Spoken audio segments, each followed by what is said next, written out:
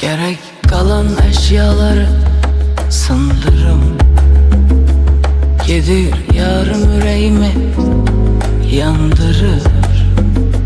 Suallar arasında kalmışam, ben bu dedikodudan nece sıyrılım.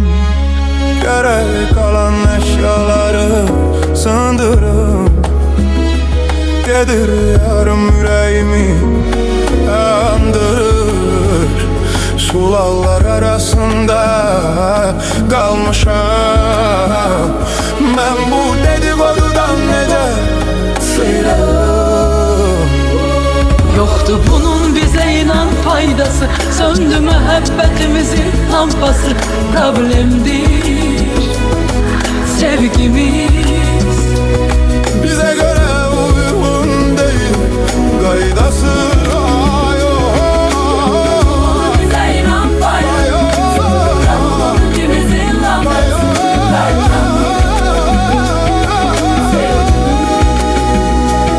Bize de göre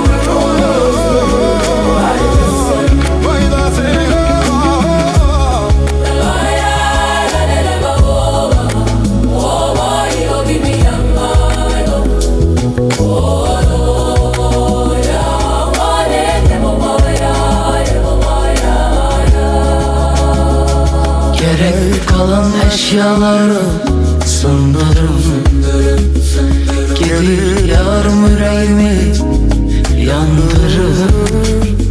Suallar arasında kalmışam, ben bu dedikodudan nece sıyrılım.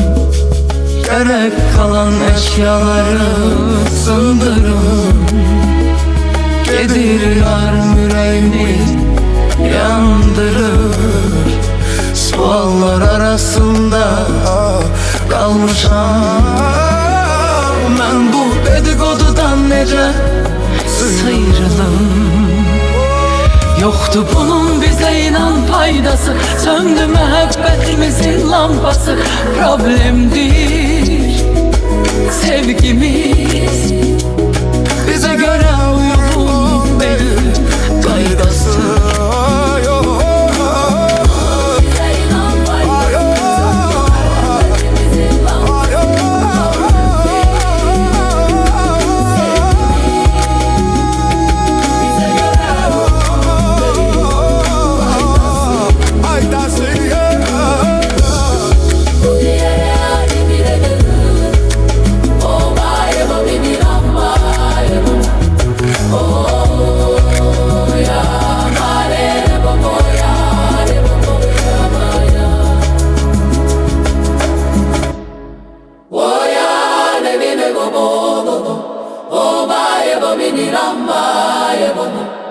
Oh,